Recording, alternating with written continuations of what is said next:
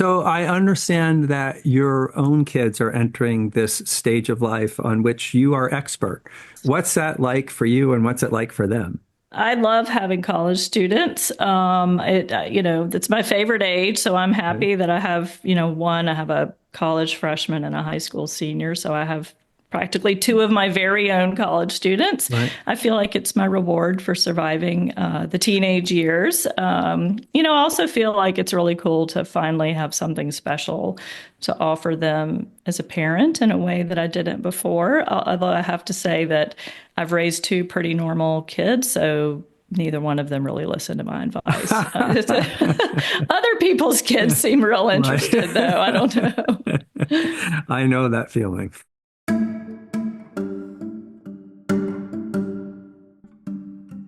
Hello, everyone. I'm Jim Ryan, president of the University of Virginia, and I'd like to welcome all of you to another episode of Inside UVA. This podcast is a chance for me to speak with some of the amazing people at the university and to learn more about what they do and who they are. My hope is that listeners will ultimately have a better understanding of how UVA works and a deeper appreciation of the remarkably talented and dedicated people who make UVA the institution it is. Today, I'm joined by Dr. Meg Jay, a developmental clinical psychologist, best-selling author, and expert on young adulthood. She specializes in helping 20-somethings navigate career choices, relationships, and mental health. Her books, The Defining Decade and The Twentysomething Treatment, offer advice on making the most of this pivotal stage of life. A UVA alum, Dr. J completed her undergraduate degree here before returning for a clinical internship at Student Health. She now balances private practice, public speaking, and her work as a therapist at CAPS, while continuing to shape conversations about early adulthood. Her TED Talk, Why 30 is Not the New 20, is one of the most watched talks ever, and her insights are valuable not just for young adults, but for parents, educators, and anyone guiding them. Dr. J, welcome to the podcast. Thank you, President Ryan. Nowhere I'd rather be than a podcast about UVA. Oh, So I thank you. appreciate that. So I am really curious to speak with you as the parent of three current 20-somethings. Nice. I love it. And I could use some advice. But before we get there, I'm curious, what were your 20s like? Like most 20 somethings, they were challenging. I had some big adventures, but I also had a handful of different jobs and different roommates and different breakups and different cross country moves. So let's just say it was a lot. They tend to be a lot. And were your experiences as a 20-something, did those experiences shape your interest in that time period? At the time, no, it wasn't that like I was in my 20s and I thought, I know somebody needs to take on this space. I Yeah. actually didn't think to or know there was a possibility to specialize in 20 somethings till I was in grad school. Although I decided to be a psychologist when I was an undergrad at UVA and then as a graduate student at Berkeley. Oh, so can you tell me a little bit about those experiences and what brought you to UVA in the first place? I don't know if you remember, but back in my day, maybe back in your day, people didn't visit every school they applied to or even the Right. school they were going to attend. So I really fell in love with UVA from afar, which, kind of what it represented, which to me was this amazing public school education that could really be a game changer for me if I managed to get there. Right. I will say for the listeners, I managed to get there on my second try. I didn't get in the first time around, but came as a transfer student and Hmm. had an amazing experience. So I have a special place in my heart for the transfer students out there. And then, I think without knowing it, I did college, quote, the right way, and that I took my gen ed courses and was sitting in the class in Gilmer one day and realizing, well, if I love my psychology classes and I can't wait to come and I can't wait to do the reading and I'm interested in all the material, then maybe I should do that for a living. So that was Right. really when I had this aha moment. I'd done my exploration and said, I love psychology. That's what I'm going to do. And was that not what you were planning to do when you arrived?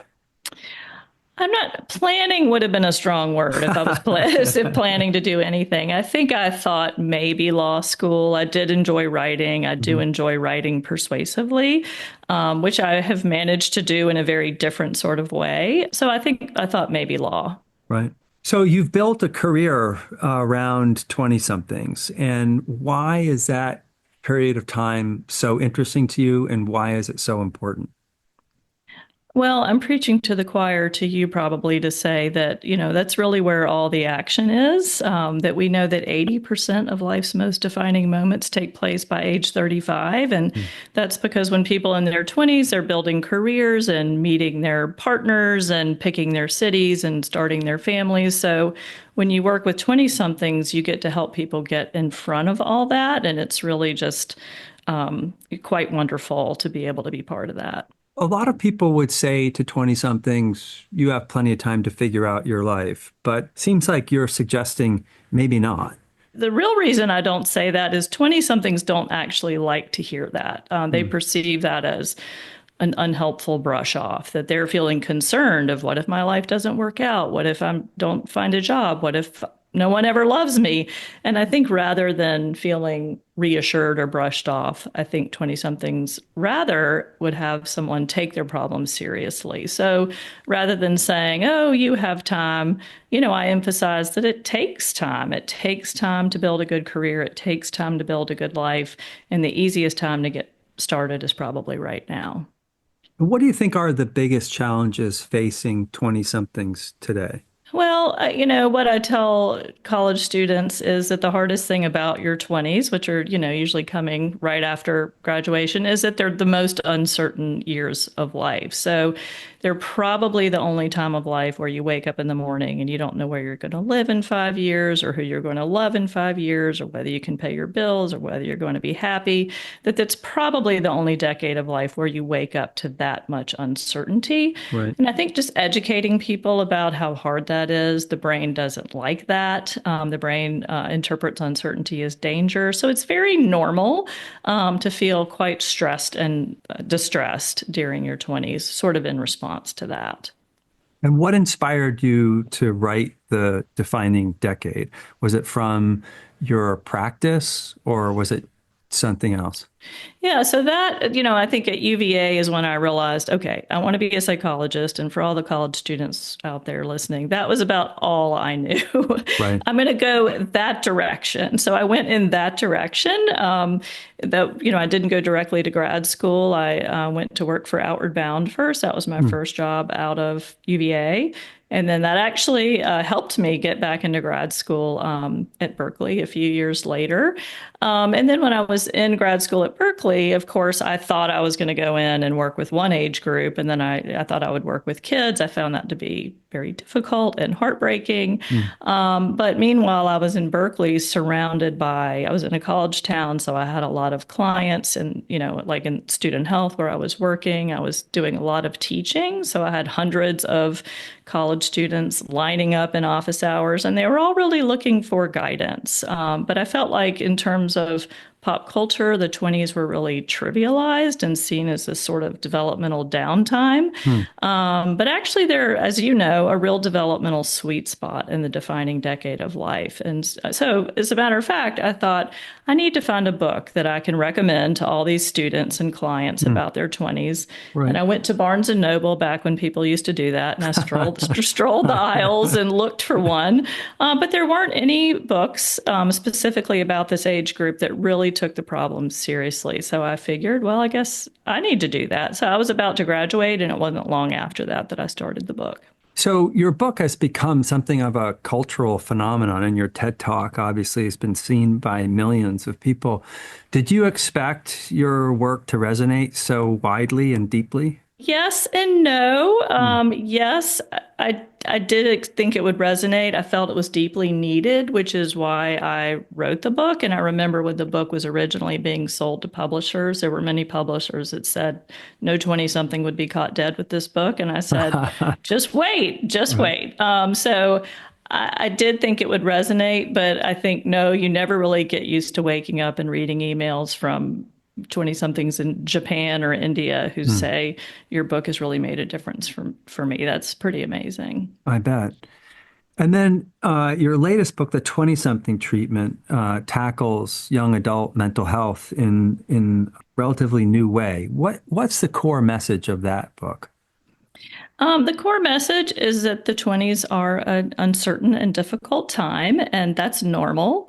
And that most 20 somethings don't have disorders that need to be treated. They have problems they're trying to solve. So the 20 something treatment really takes a developmental lens, emphasizing development over diagnosis and focusing on skills over pills.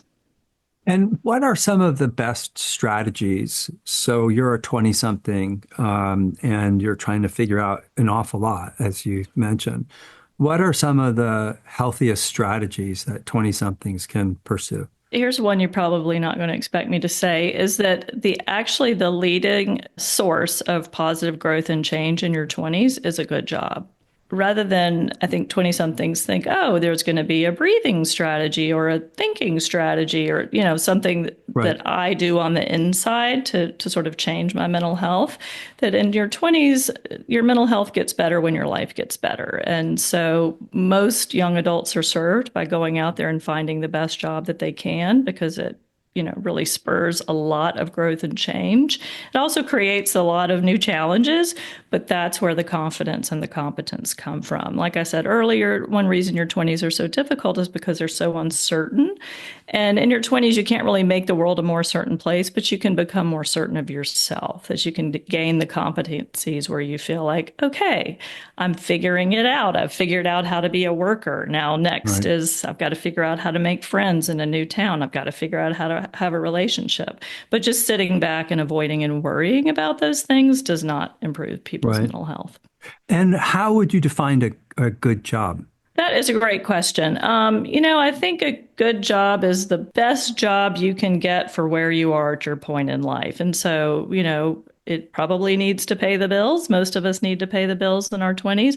But also, in general, I encourage people to go out there and find a job that will put you on the steepest learning curve that you can find. Hmm. That we know that your learning curve in your 20s predicts your earning curve in your 30s and beyond. And it's not all about money. I'm a psychologist for a reason. I believe in meaning over money. Right. But the best sort of learning curve we have in our 20s, the skills that we accrue help us earn not just more money, but competence, independence, meaning, purpose in our 30s and beyond. So I really, really encourage college students to get out there and find jobs where they're going to learn the most, challenge themselves the most, and just keep that learning curve going like they're still in school. So what would you say to either 20 somethings or their parents who feel like there's already too much pressure on 20 somethings to find a great job?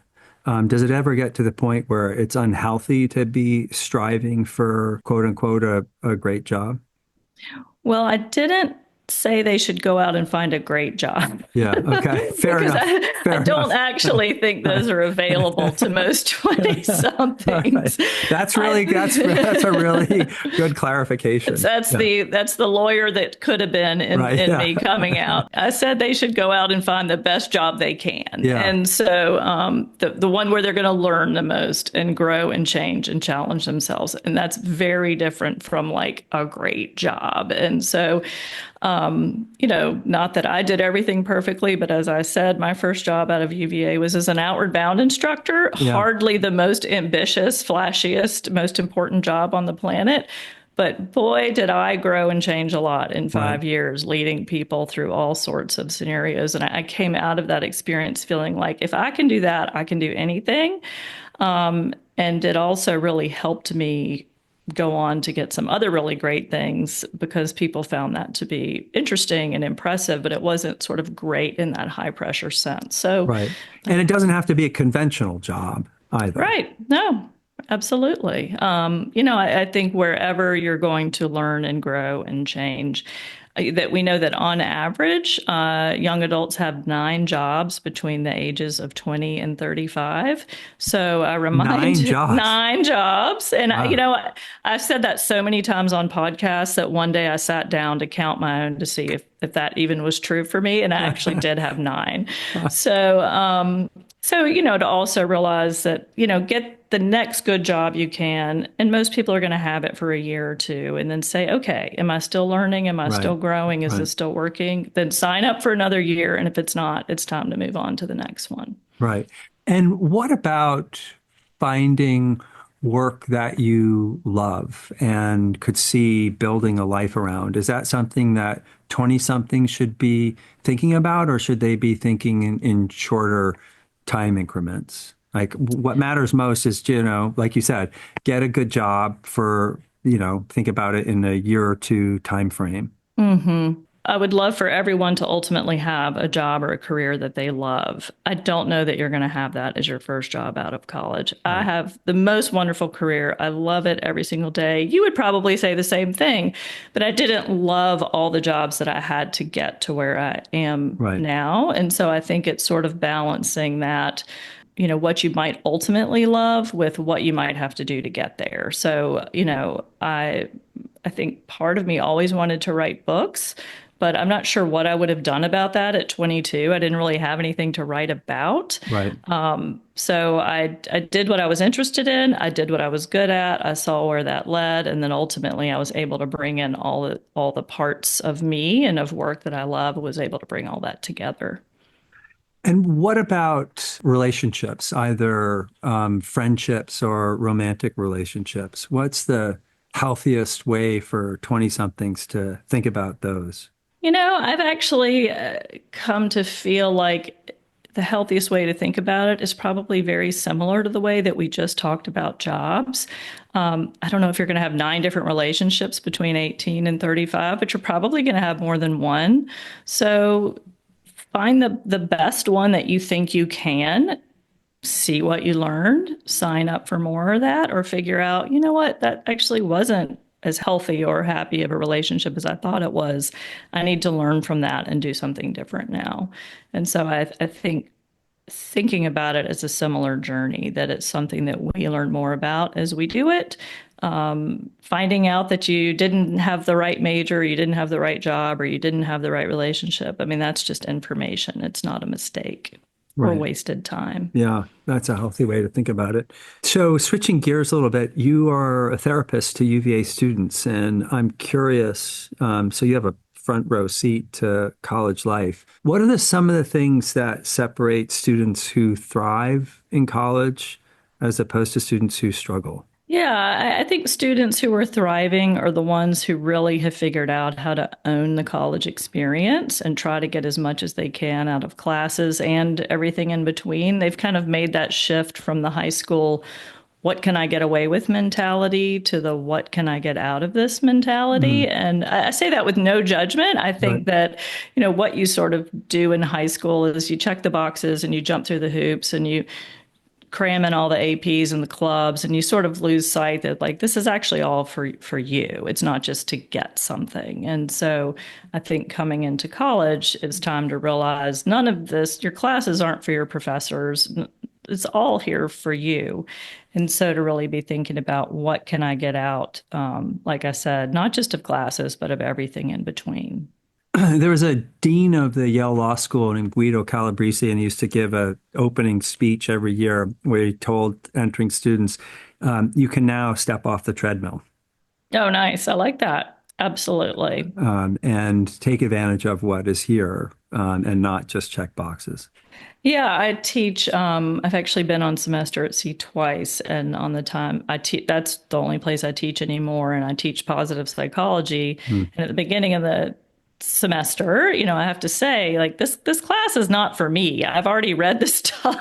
I know all this. I have a pretty good life. Right, This is actually for you. If you start checking boxes in positive psychology, then you really, to use your terms, need to get off the treadmill. That right, that this should really be about making you happier or healthier. I'm kind of doing okay. right. So I understand that your own kids are entering this stage of life on which you are expert. What's that like for you, and what's it like for them? I love having college students. It's my favorite age, so I'm Right, happy that I have, I have a college freshman and a high school senior, so I have practically 2 of my very own college students. right, I feel like it's my reward for surviving the teenage years. I also feel like it's really cool to finally have something special to offer them as a parent in a way that I didn't before. Although I have to say that I've raised 2 pretty normal kids, so neither one of them really listened to my advice. Other people's kids seem real interested, though. I don't know. I know that feeling. Yes, I'll bet. Yes. So, last couple of questions, if you don't mind. One is, if you could change one thing about how society approaches young adulthood, what would it be? My answer to this is that I would have society take a page from UVA's book and do more social norming. That I actually learned about social norming when I was an undergrad at UVA, and there's been a lot of great work done here around alcohol and social norming. That's really, really groundbreaking stuff, and actually took the spirit of that into a lot of my books, that social norming attitude. And by that, I mean, for 20-somethings, rather than trivializing or pathologizing 20-somethings, I think we need to be normalizing their struggles, educating people about what the 20s are really like, and teaching solutions. Well, that leads to my next and final question, and it may be a similar answer. And I'm wondering if you could give young adults or their parents, and here I'm asking for a friend, one piece of advice. What would it be? Yes, I actually gave a orientation talk at UVA last summer, and this was my advice to the parents there. I said, parents, please do not tell your college students that these are going to be the best years of their lives. I tell college students, if these turn out to be the best years of your life, something has gone terribly wrong. For students, I want them to have fun at UVA, but I also hope they'll use the time to really invest in themselves and get the skills that they need so life gets better as they go. And all the research shows life gets better as we go, as it should. That's very good advice. Dr. Jay, thank you so much for spending time with me. I really enjoyed the conversation, and thanks so much for your work. Thank you. It was a pleasure. Inside UVA is a production of WTJU 91.1 FM and the Office of the President at the University of Virginia. Inside UVA is produced by Kokub Rizvi, Benjamin Larson, Mary Gardner McGee, Matt Weber, and Jaden Evans. Special thanks to Maria Jones and Jane Kelly. Our music is Turning to You from Blue Dot Sessions. You can listen and subscribe to Inside UVA on Apple Podcasts, Spotify, or wherever you get your podcasts. We'll be back soon with another conversation about the life of the university.